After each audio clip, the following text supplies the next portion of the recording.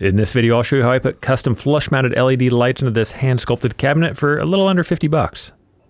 If I'd known I wanted to put lights into this cabinet from the very beginning, this project would have been so much easier because I could have easily routed these channels while I had these small individual pieces before the big glue up, but this was a complete afterthought. I never thought about putting lights in until the cabinet was almost all the way done. So you can see there I had to get a little creative with the router and using the straight edges, but in the end, we got our channels cut.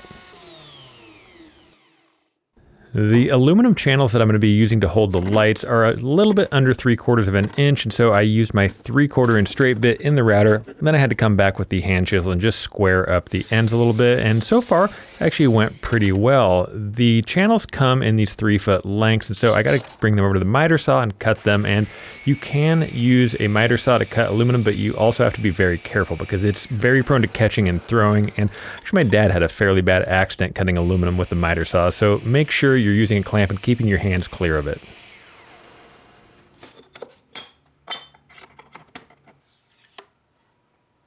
A lot of these LED light strips that you see on Amazon are actually perfectly good, and they're also very affordable, but they advertise they have an adhesive back and they can just be stuck onto any surface. But the problem with that is, one, the adhesive will always fail eventually, and two, they kind of light up with these little dots. So that's why I'm using these aluminum channels which come with the diffusers, and I do think those are really necessary. And for the wiring of this, the clips didn't fit into those aluminum channels, so I had to learn how to solder. Never soldered before, but it's actually pretty straightforward apparently.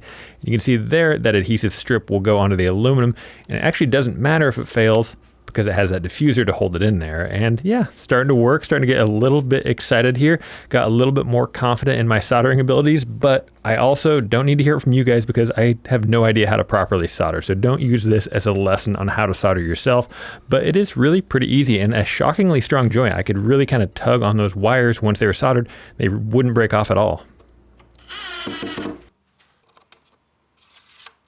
This is probably one of those projects that goes much faster the second and third time you do it because I had probably about 4 hours or so total into the routing and the wiring of it. And to cover all the wiring, I made these steel hand hammered back panels, or whatever you want to call them, out of sheet metal from Lowe's. It was a really fun process. I literally hammered them by hand with this 3-pound sledge. Then I used a cold bluing solution to get them that kind of gunmetal oxidized look. And all in all, I love how they turned out, but I know they're not going to be for everybody. Here's how the lights looked in the end, though. I'm really pretty freaking happy with them. You can see how it looks without the lights versus with the lights, and I think they're a really nice feature, and they don't really take anything away from it because you can turn them off, they're flush mounted, and you never see them.